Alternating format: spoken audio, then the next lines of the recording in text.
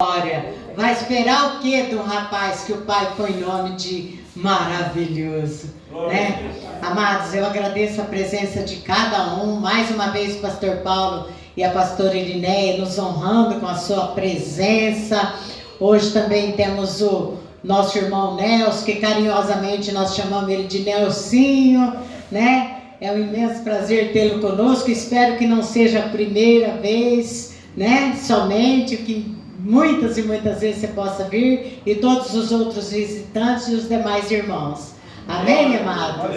É uma imensa alegria estarmos aqui de novo para falar do mesmo assunto do Senhor Jesus, né? Aquele que vai voltar como leão, e na sua coxa está escrito: Rei dos Reis e Senhor dos Senhores. Eita glória! Bendito é o nome santo do Senhor. Eu quero dizer para a igreja que aquele que vive dando glória a Deus vai ver a glória de Deus. Amém? Glória a Deus. Então, amados, sem mais delongas, vamos ver o que o Senhor tem para nos revelar nesta noite, né? Glória a Deus. Vamos abrir no livro de Atos, no capítulo 27. Eu estou trabalhando lá em 2 esboços, porque o Senhor falou que eu vou ministrar seminário. Eu não sei quando. E aí eu olhei e falei: meu Deus amado, pode ser que na próxima semana eu ministro o seminário, vou queimar um esboço desse? Deixa eu orar para ver o que o Senhor tem. Glória a Deus. Amados, eu quero dizer que Deus é, Atos dos Apóstolos, capítulo 27. Eu quero dizer que Deus é exagerado de bom. Nós vindo para cá, meu filho ligou, que ele está em São Paulo, né? Ele ligou que o filho dele estava no UPA Jaguaré, que jogando basquete na escola havia quebrado o dedinho anelar. Estava muito inchado, muito roxo. E ele preocupado, pedindo para a gente dar uma atenção, tudo. E aí eu entro para dentro, ele manda um áudio, eu saio lá para fora para ver. Para a honra e a glória do nome santo do Senhor Jesus, não quebrou. Somente machucou e está muito inchado, mas não quebrou, para a honra e a glória do Senhor, né? É bênção purinha, né? A gente já fica meio assustado, né? Nós somos calejados, mas a gente fica sempre assustado, né? Mas quando a gente vê o tanto que o Senhor nos guarda, o Senhor é um fiel guardião, né, igreja? O Senhor é maravilhoso, né? Eu sou muito suspeita para falar dele, né? Ele ressuscitou meu filho, né? Deus ressuscitou meu filho. E aí, amados, na próxima quarta-feira, não sei se o pastor Sebastião está lembrado, que nós agendamos o pastor Paulo, né? É verdade. Pastor Paulo é testemunha desse episódio aí, desse testemunho do meu filho. E eu lembro que carinhosamente, sempre quando se fala de um amigo, eu lembro que naquele dia, eu naquele desespero, pastor Paulo me abraçou e falou no meu ouvido: vai dormir em paz, minha irmã, eu vou estar orando. E ele orou a noite inteira, naquela noite, de sexta para sábado, porque ele passava na igreja orando. E eu sempre penso assim: meu Deus, como é bom ter um amigo bendito, né? Que a gente pode contar numa hora dessa, porque eu não sabia nem orar, eu só chorava. A única coisa que eu fiz naquela noite, quando eu saí na porta do hospital, que o médico falou que levaria ele para o centro cirúrgico, mas provavelmente não trazeria de volta, eu me lembro que eu invoquei o nome do Senhor Jesus. Entreguei tudo nas mãos do Senhor Jesus. E aí fiz um exame de consciência e perguntei para o Senhor se havia alguma coisa que eu pudesse fazer para que o Senhor Jesus não fosse impedido de fazer um milagre na minha vida. Aleluia. O Senhor Jesus falou: você sabe, filha. A hora que ele falou você sabe, eu imaginei que ele estava falando para eu perdoar a pessoa que esfaqueou meu filho. Meu Deus, naquela hora eu pensava muito Se eu visse o cara, eu passar por cima dele, engatar ré, e passar de novo de volta. E lembrei, passou um filme na minha cabeça que ele comia na nossa mesa, um Judas Iscariote. Mas aí eu olhei para cima e falei: pelo Senhor, eu perdoo ele, Senhor Jesus. E aí eu comecei a pensar: ô Espírito Santo, quem sou eu para me perdoar? Eu também fui uma desgraça pelada e o Senhor me perdoou. E a hora que eu fiz isso, eu fechei meus olhos e eu vi Jesus Cristo de branco, descendo para o centro cirúrgico, estetoscópio no pescoço. E o Senhor completou aquela obra. Hoje meu filho está trabalhando, feito um condenado, correndo para lá e para cá, viajando, para a honra e a glória do nome santo do Senhor Jesus. E no terceiro dia, eu falando com o médico, e eu falei assim: doutor, o senhor pôs quantas bolsas de sangue nele? Porque ele foi sangrando, né? Pelo caminho inteiro, dali, depois para... Ele me abraçou e falou: ô mãe, isso faz parte do milagre dele. Eu não sei, mas não precisou de sangue. Como que o cara é picado na faca, tem o rim perfurado, tem o pulmão perfurado e ele não precisa de sangue? Só Jesus Cristo para explicar isso, né? Glória a Deus. Então é um motivo, amados, que mesmo que alguém chegue para nos arrancar os olhos, nós não podemos negar o Senhor Jesus. Então, quarta-feira vocês vão conhecer o pastor Paulo, que foi meu pastor, que é uma bênção de Deus e me ensinou muita coisa. Eu espero que eu tenha sido uma aluninha meia boca, porque ele é um ótimo professor. Amém, amados? Então vamos para a palavra, para a honra e a glória do Senhor Jesus. Em vez de eu deixar para contar na quarta-feira, eu já estou dedurando tudo hoje, né, pastor Sebastião? Então, amados, vamos falar sobre a viagem de Paulo para Roma. E acontece logo em seguida uma tempestade, um vento chamado Euroaquilão.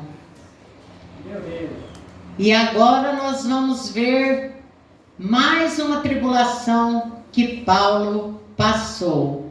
Então, Atos 27, nós vamos ler do 9 em diante, num certo pedaço, porque é muito comprido, né?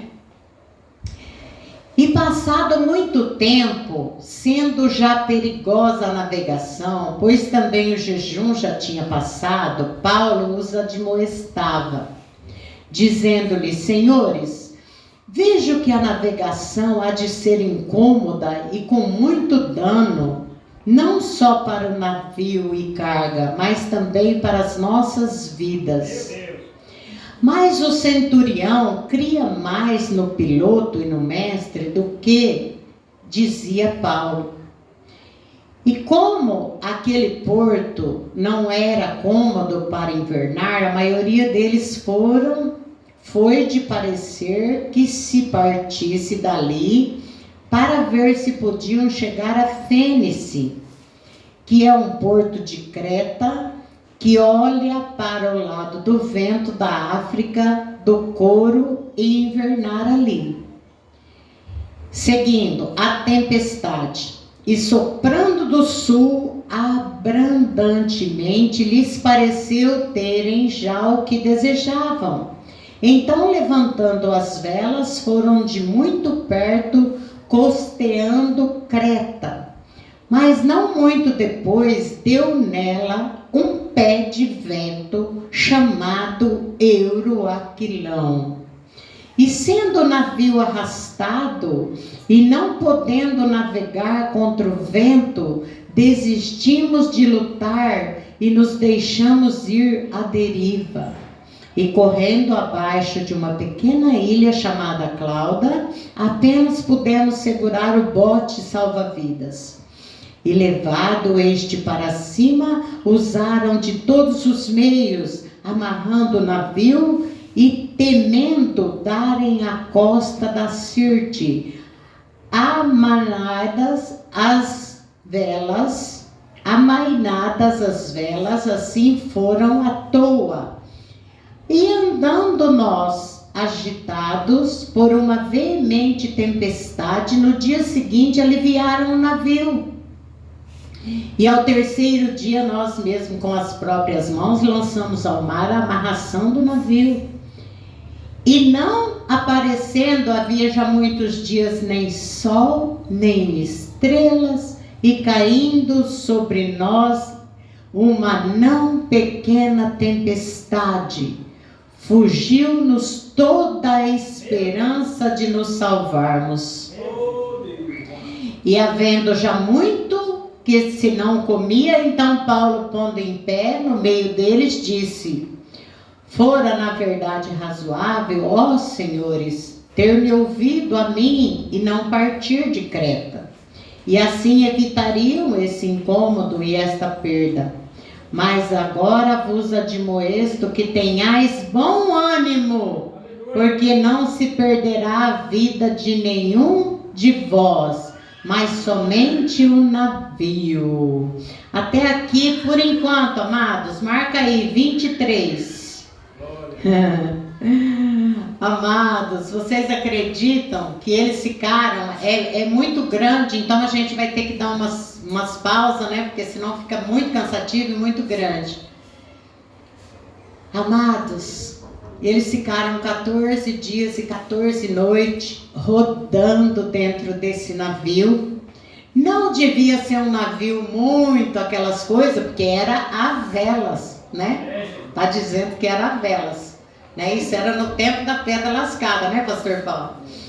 Então, mas como que alguém fica 14 dias e 14 noites rodando, sem conseguir comer, sem conseguir dormir, todos molhados com certeza, porque era uma tempestade, eles tiveram que aliviar o navio, molhados, com frio, com fome, um risco enorme de ter uma hipotermia e todos morrerem.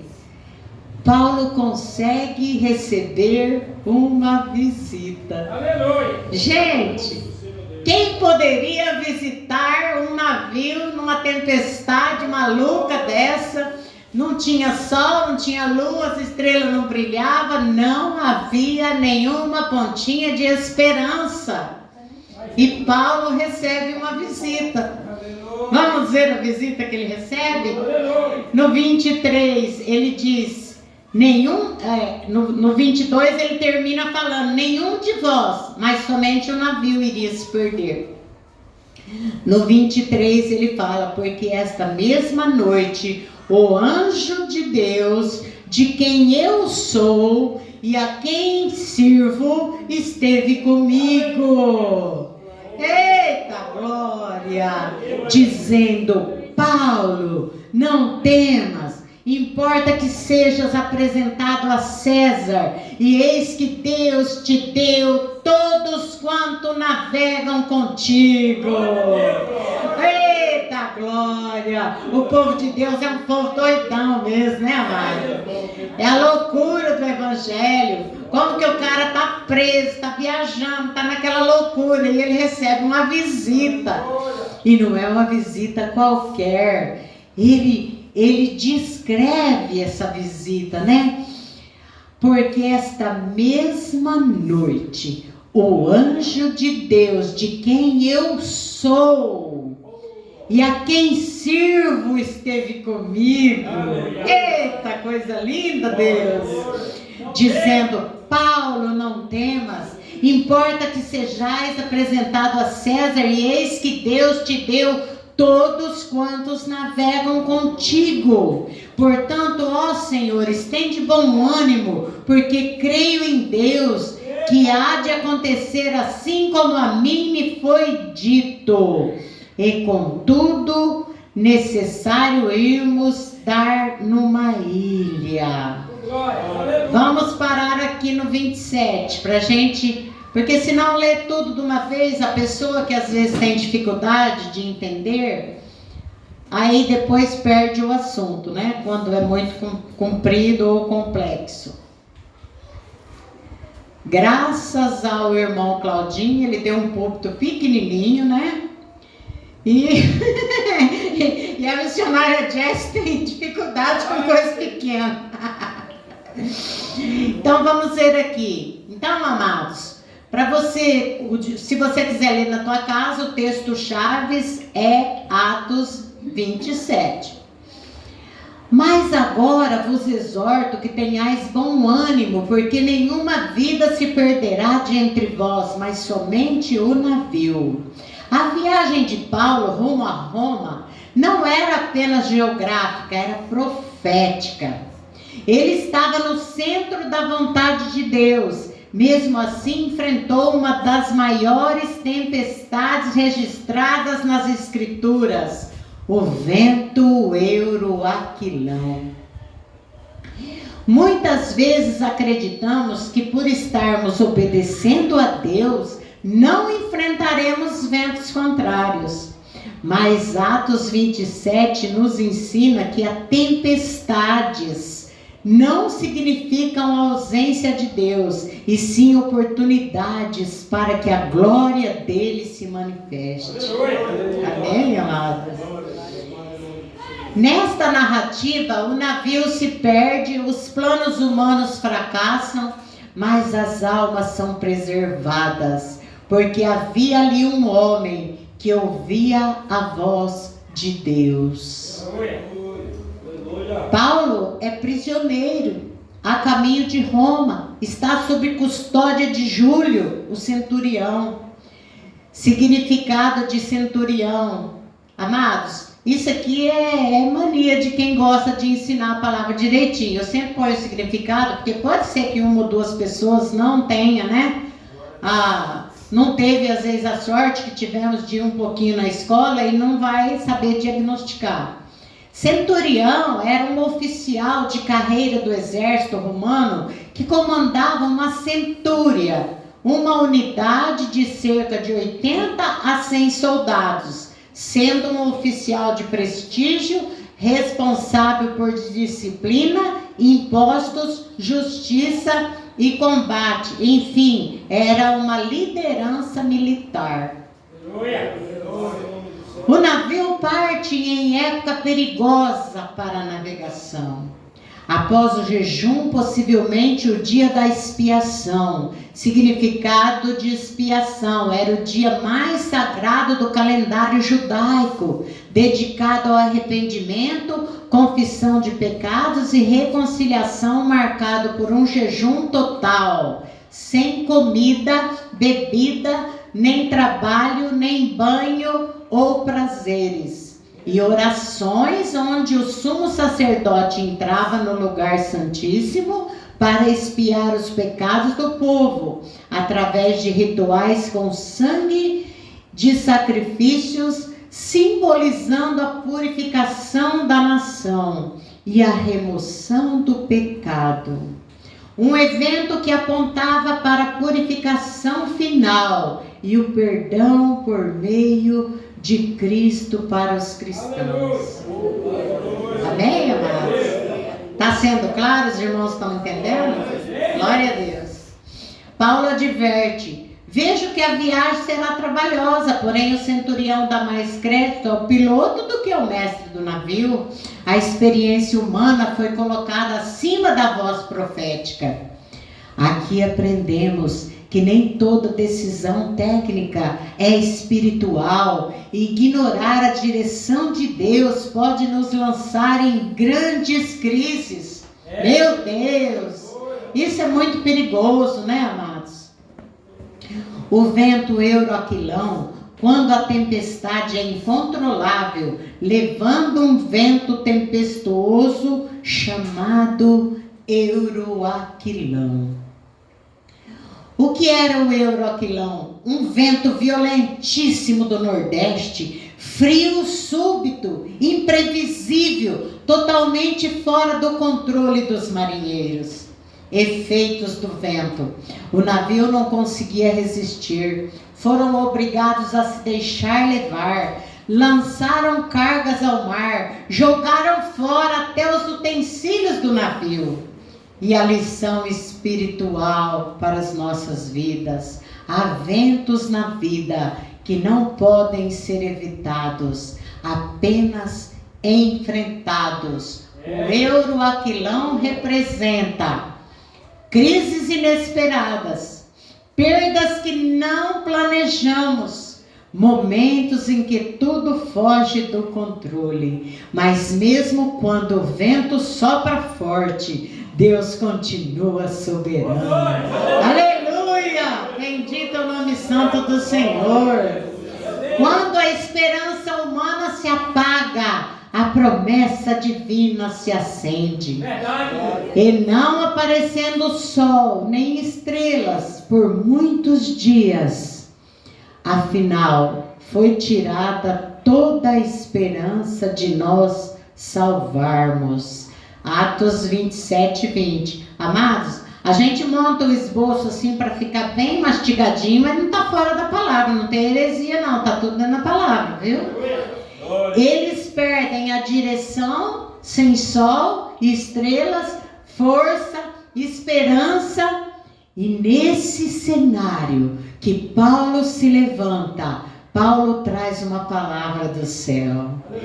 Esta noite esteve comigo o anjo de Deus, de quem eu sou e a quem sirvo. Oh, que coisa linda, amados. É bênção purinha, né? Observe, Paulo não diz o Deus que conheço, mas o Deus de quem eu sou. Intimidade gera autoridade em meio à tempestade. E a promessa clara: o navio seria perdido, as vidas seriam preservadas. Deus deixa claro. Há coisas que se perdem, mas vidas não são negociáveis. Perder o navio não é o fim, quando Deus guarda as almas.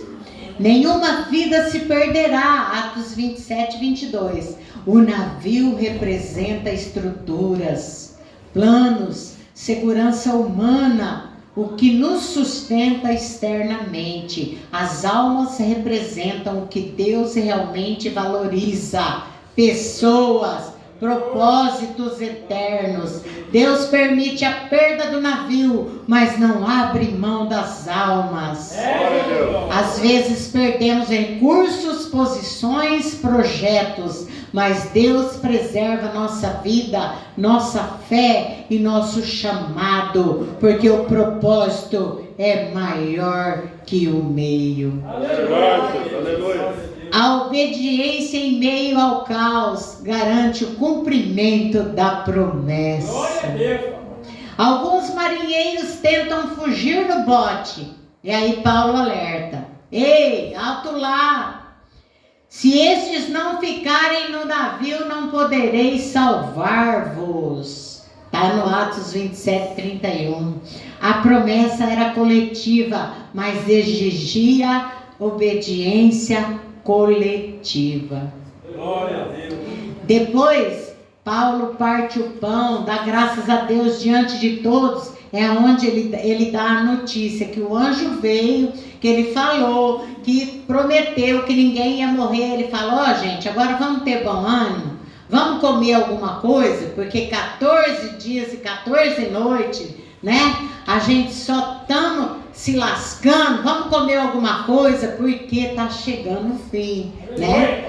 Chegando o fim, eu que estou conjecturando, mas ele quis dizer, né? Provavelmente essa prova está no fim, porque se Deus falou que não ia morrer ninguém, né? Provavelmente ele daria o escape. Aleluia! Glória a Deus! Eita glória! Agora vamos ver se eu acho, né? Eu tô que nem a história do macaquinho. Depois que eu fiquei velho, eu anoto tudo, mas depois some o caderninho. Depois Paulo parte o pão, dá graças a Deus diante de todos. Todos se animam e comem. Lição poderosa: quem ora no meio da tempestade se torna referência para os que estão em pânico. Oh, coisa linda, amado! Conclusão, o navio encalhou, quebrou-se, mas todos chegaram salvos à terra. Deus cumpriu exatamente o que prometeu. Eita, coisa linda! O vento pode soprar forte, mas não sopra mais forte que a palavra de Deus. O navio pode se perder, mas quem está debaixo da promessa não se perde.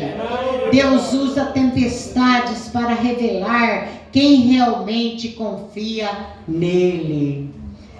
Amados, que coisa linda, né? Olha, a gente vai lendo assim. Para mim, que eu sou muito romântica no meu espírito, eu começo a ver, sabe? Eu entro lá no meio da mensagem, eu entro lá no meio do mar.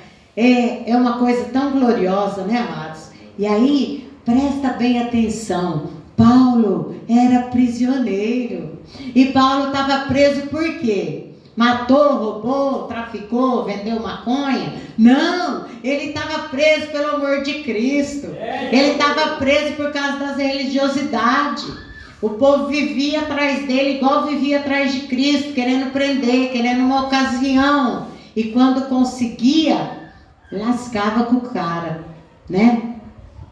Então, amados, nos nossos dias, olha nós aqui falando do Evangelho. O pastor Sebastião está tão acostumado com o culto da manhã, que a noite vira amanhã, quando é domingo ele fala nessa noite, a Monique fala, não é noite, né? Nós estamos tão livres, tão acostumados, falando do amor de Jesus. Outro dia eu falei para o meu marido, eu não gosto de ficar em casa dia que não tem culto, eu fico entediada, gente, eu gosto daquela correria santa, a vida cronometrada, vou correr, vou pregar, ou vou ouvir, ou vou ver um amigo meu pregar, ou vou dirigir o culto, é coisa linda. Aí eu passei perto da minha Bíblia e o caderno, tá tão grudado em mim, que eu passo lá, cato a Bíblia e o caderno e vou estudar, e eu não ia estudar.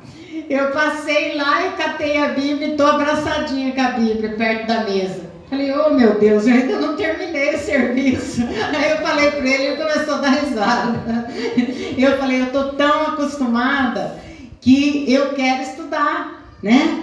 Porque, amados, quem quer falar do amor de Cristo, quem quer falar do Evangelho, precisa ficar sentadinho aprendendo para depois ficar de pé, né? E tem que estar cheio, o potinho tem que estar cheio de azeite. Nós não sabemos se nós estaremos aqui, se isso vai acontecer conosco aqui, das Bíblias serem tomadas, né? Se as Bíblias for tomadas de nós, quem é que vai pregar? Aquele que vai ter o azeite, que vai ter a Biblinha cravada aqui no coração, né? E Paulo tinha.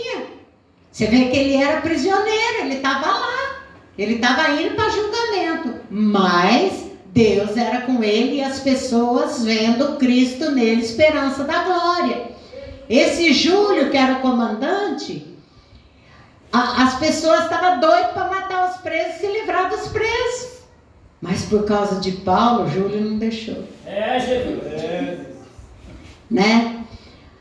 A reação de Paulo, ele não grita, não, ainda não. Eita, nós.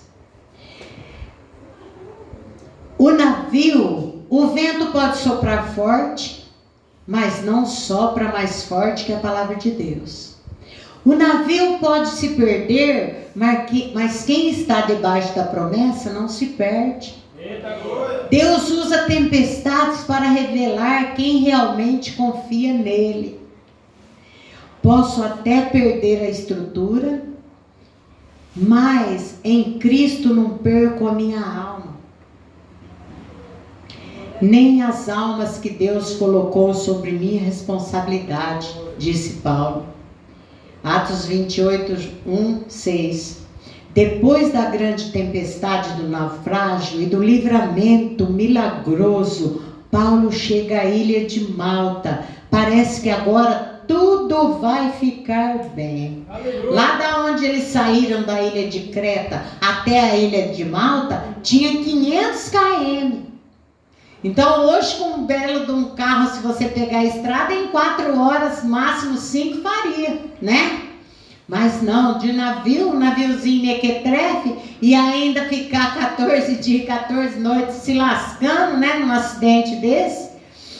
Depois da grande tempestade do naufrágio, do livramento milagroso, Paulo chega à ilha de Malta. Parece que agora tudo vai ficar bem. Aleluia. Muitíssimo obrigada, minha irmã. Aleluia. Meu Deus, tu és fiel, papai. Parece que tudo vai ficar bem, mas é exatamente após a vitória que surge um novo ataque. Meu Deus! Quando o negócio começa a ficar bem, a minha mãe falava que ficava até com medo, né? Meu Deus! Havendo Paulo ajuntado uma quantidade de gravetos e pondo-os no fogo, uma víbora, fugindo do calor, lhe picou a mão. Em Atos 28:3. A víbora aparece depois da tempestade, depois do livramento, depois da promessa cumprida. O Senhor cumpriu a promessa. 276 homens foram salvos. Aleluia. Ninguém morreu. Teve a tempestade, aí o Júlio não deixou matar os presos e falou que aqueles que soubessem nadar, que nadassem, e os que não soubessem nadar, pegavam os destroços do navio e fazia de um surf e se virava. Todo mundo se virou. O Senhor cumpriu a sua promessa. O Senhor não falou que ia salvar o navio, falou que ia salvar as almas. Então, amados, presta atenção. Quando você tem um irmão bendito, uma irmã que é de confiança, cola nele. Porque de repente, às vezes a nossa fé não está aquelas coisas, mas se você estiver colado com ele, Deus te abençoa através dele. Agora, se você tiver com um cara mequetrefe, né? Aí lascou também, né? Porque aí uma batata podre apodrece a caixa toda de batata, né? Misericórdia. A reação de Paulo. Isso nos ensina que nem todo ataque vem no meio da crise. Alguns vêm depois, quando baixamos a guarda.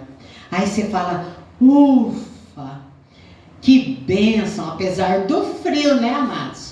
Molhados, lascados, e aí vai fazer um fogo debaixo de chuva, imagina o frio, imagina esses caras não ficaram com hipotermia, meu Deus, é coisa linda de Deus. A reação de Paulo, ele não grita, não entra em pânico, não pede socorro, não faz discurso, mas sacudiu o réptil no fogo e não sofreu nenhum mal. Quem já venceu o mar revolto não é destruído por uma picada inesperada. Eita glória! Expectativamente humana, a realidade divina, os nativos disseram, esse homem deve ser assassino.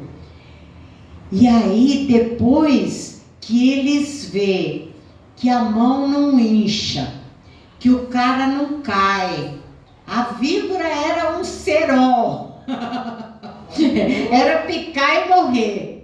O cara não cai, o cara não incha. E eles ficam olhando. Aí eles falam, esse cara deve ser um assassino. Ele escapou do mar, mas aí não escapou da justiça de Deus. Depois que ele vê que não cai, eles falam, esse cara é um Deus. Olha só, o cara não morre, mano. O cara é um Deus. Né? Aí, mas Paulo não vive da opinião das pessoas, e sim da promessa de Deus. Conexão com o Euroaquilão. O vento não matou Paulo. O naufrágio não matou Paulo. A víbora também não matou Paulo. Quando Deus diz que você vai chegar, nem o mar, nem o vento, nem o veneno podem impedir. Meu Deus, se o vento não me destruiu, o naufrágio não me afogou e a víbora não me matou, é porque Deus ainda não terminou comigo. Amados, só para concluir com vocês, amados, se algo ruim te picou, que o Senhor Jesus providencie o antídoto. Seja um maluco por Deus, seja um cara que crê que Ele abriu o mar vermelho, que Ele ressuscitou Lázaro, que Ele tirou Jonas, que Ele pôs e tirou Jonas da barriga do peixe, né? Meu Deus amado, que Ele fez tantas coisas, e o Espírito daquele que ressuscitou Jesus Cristo no terceiro dia, vai fazer por você, vai fazer por mim, se nós crermos, mas nós temos que crer com toda loucura, porque o Evangelho é loucura, amados. É você crer que um tumor vai desaparecer e ele desaparecer. É você crer que um troço vai sumir da tua frente e ele vai sumir. É você crer que o Senhor vai dar o livramento para você pagar uma dívida que é impossível e Ele vai dar. Entendeu? Nós estamos falando de pessoas que creem no Evangelho de Jesus Cristo. Hoje Ele não está conosco pessoalmente, mas o Espírito daquele que ressuscitou Jesus Cristo habita em nós.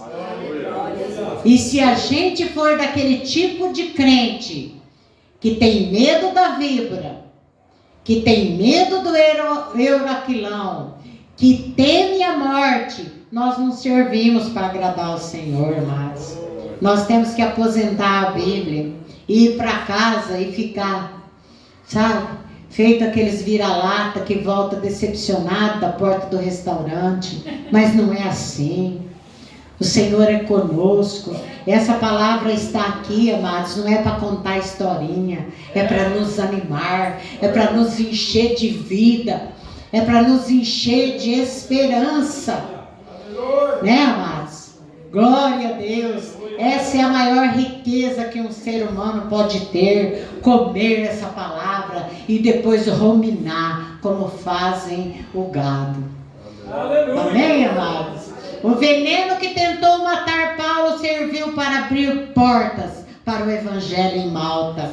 O plano de Deus é soberano e se cumpre mesmo que cheguemos a Roma, algemados ou após um naufrágio. O lugar do naufrágio vai ser de grandes milagres. Essa mensagem daria um seminário de umas 3 horas, né? Mas nós temos horário e nós sabemos, cumprimos regras e amamos isso, né, pastor Sebastião? Porque nós aprendemos com Cristo, né? Sermos organizados, né? Ele falou pra gente ter um culto racional, né? Amados, encerrando essa mensagem, eu deixo no teu coração, seja qual for o teu Euraquilão, seja qual for a víbora, chacoalhe no fogo. A víbora estava lá fugindo do fogo, mas Paulo joga ela exatamente onde ela estava fugindo. Que a graça e a paz do Senhor Jesus seja com você e que essa palavra possa mover no teu coração e que amanhã você pode pregar ela onde você passar. Eu agradeço a minha oportunidade em nome do Senhor Jesus. Amém, amados.